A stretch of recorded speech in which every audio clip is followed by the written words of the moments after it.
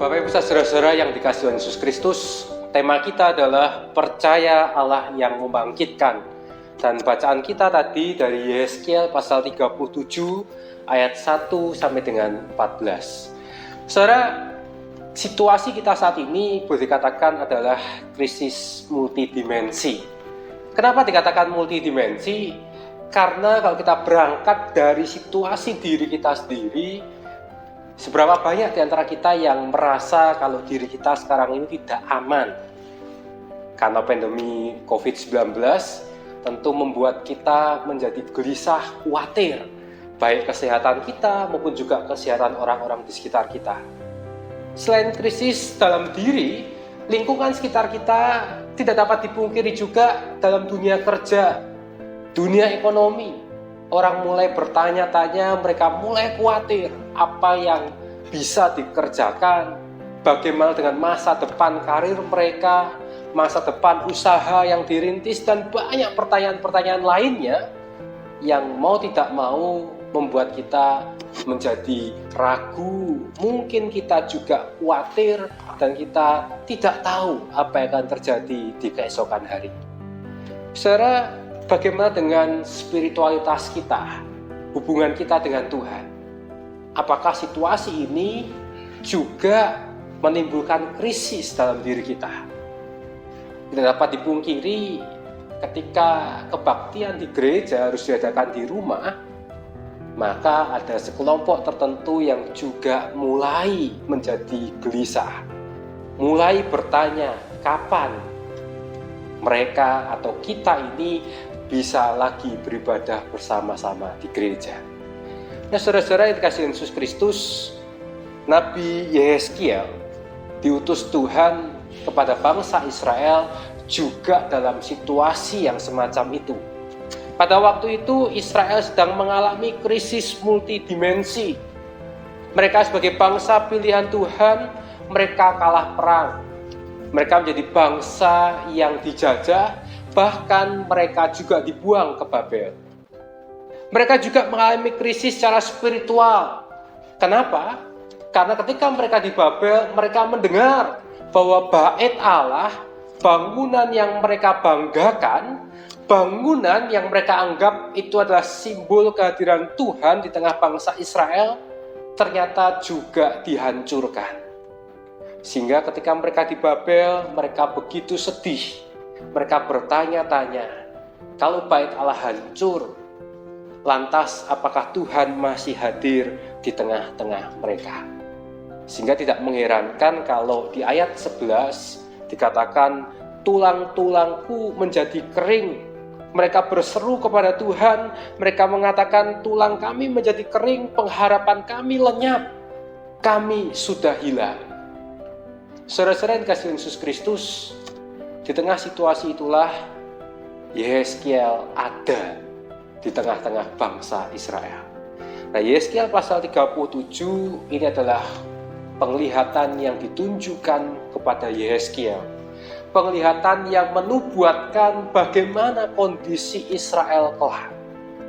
Yehezkiel 37 boleh dikatakan adalah bagian yang cukup penting dalam kitab Yehezkiel.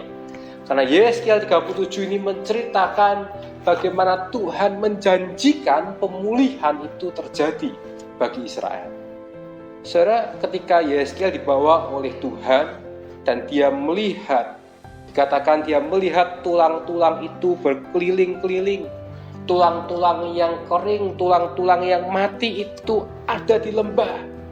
Dan lalu Tuhan berfirman kepada Yehezkiel dan dia bertanya, hai anak manusia, dapatkah tulang-tulang ini dihidupkan kembali?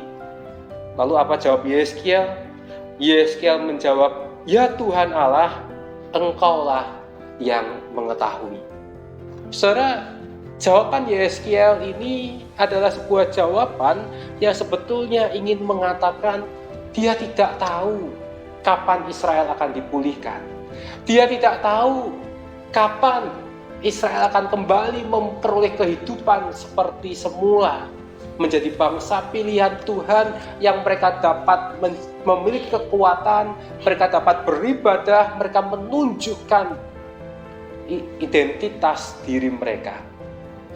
Nah, saudara, kalau kita mencoba menarik dalam kehidupan kita sekarang, ketika kita sudah kurang lebih 1 minggu lebih ini berada di rumah, kita mengisolasi diri secara mandiri, stay at home, meskipun mungkin ada beberapa orang yang tidak dapat tinggal di rumah, harus bekerja karena pendapatannya sangat bergantung pada penghasilan harian. Ketika kita sudah mulai menjalani beberapa hari ini, kita mungkin juga bertanya, kapan situasi ini akan berakhir? Tulang-tulang kita mungkin bagaikan bangsa Israel pada waktu itu, mereka merasakan tulang-tulang yang kering. Kita kehilangan pengharapan. Dan kita bertanya, kapankah ini akan berakhir? Kebanyakan di antara kita mungkin juga akan menjawab seperti Yehezkiel. Ya Allah, hanya Engkau yang mengetahuinya. Saudara-saudara yang dikasihi Yesus Kristus, jawaban ini sebetulnya ingin mengajak kepada kita mengingat kembali betapa rapuhnya kita sebagai manusia. Di satu sisi kita adalah manusia yang diciptakan segambar dan serupa dengan Allah. Tapi di sisi lain ternyata kita terkena pandemi yang disebabkan oleh virus yang tidak terlihat oleh mata, tapi membawa dampak yang luar biasa.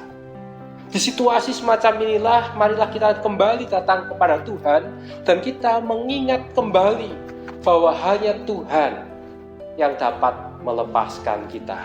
Hanya Tuhan yang mengetahui kapan ini akan berakhir. Nah, saudara-saudara yang kasih Yesus Kristus, jika demikian, apakah kita hanya berdiam diri saja? Apakah kita tidak melakukan hal-hal yang lain yang bisa kita lakukan selama kita ini berada dalam situasi seperti saat ini?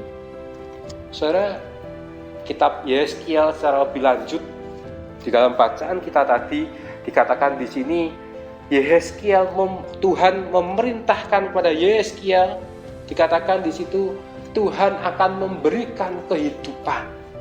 Tuhan akan menghembuskan nafas hidup kepada tulang-tulang yang mati itu. Tujuannya apa? Tujuannya supaya mereka dapat kembali mengingat siapa Tuhan. Ayat yang ke-6 dikatakan di sini, supaya kamu hidup kembali dan kamu akan mengetahui bahwa Akulah Tuhan. Saudara, di sini rupanya Israel, mereka mengalami itu semua karena mereka meninggalkan Tuhan. Mereka lupa siapa Tuhan dalam kehidupan mereka. Nah, dalam kehidupan kita sekarang, saudara, mungkin kita bukan dalam arti melupakan Tuhan sama sekali. Tetapi jangan-jangan Tuhan kita itu sudah bergeser kepada hal-hal yang lain yang ada di dunia ini. Kita dapat melihat betapa kepanikan yang terjadi tanpa sadar itu muncul dalam kehidupan kita.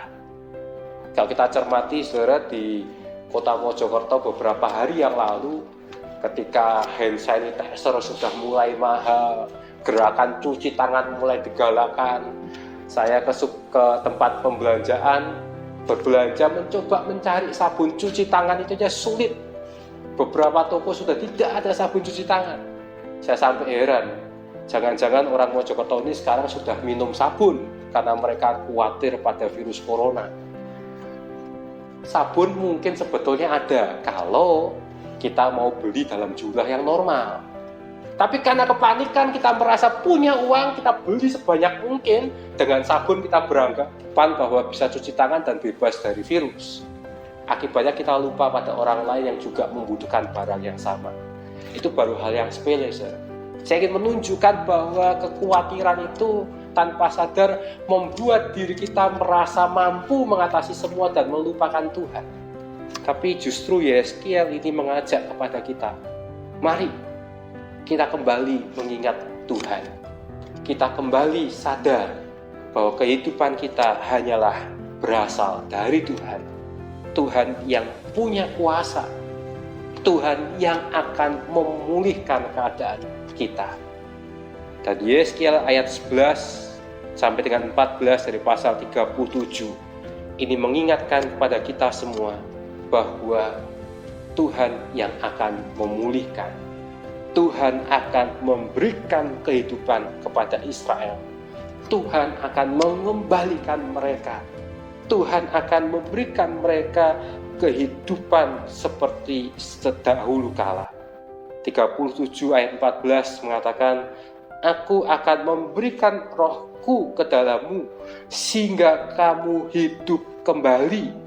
Dan aku akan membiarkan kamu tinggal di tanahmu, dan kamu akan mengetahui bahwa aku Tuhan yang mengatakannya dan membuatnya demikian. Saudara-saudara, ayat ini menjadi pegangan dalam kehidupan kita. Kita percaya bahwa roh Tuhan adalah roh yang menggerakkan orang-orang percaya. Roh Tuhan, roh sumber kehidupan. Dan dalam situasi semacam inilah, mari kita kembali menyandarkan hidup kita kepada Tuhan. Kita kembali percaya bahwa kuasa Allah yang membangkitkan orang-orang mati, kuasa Allah yang memulihkan Israel, kuasa Allah itulah yang akan mampu memulihkan kondisi kita. Kita tidak pernah tahu kapan pandemi ini akan berakhir, tapi yang kita tahu, kuasa Allah akan dapat menaklukkan itu semua.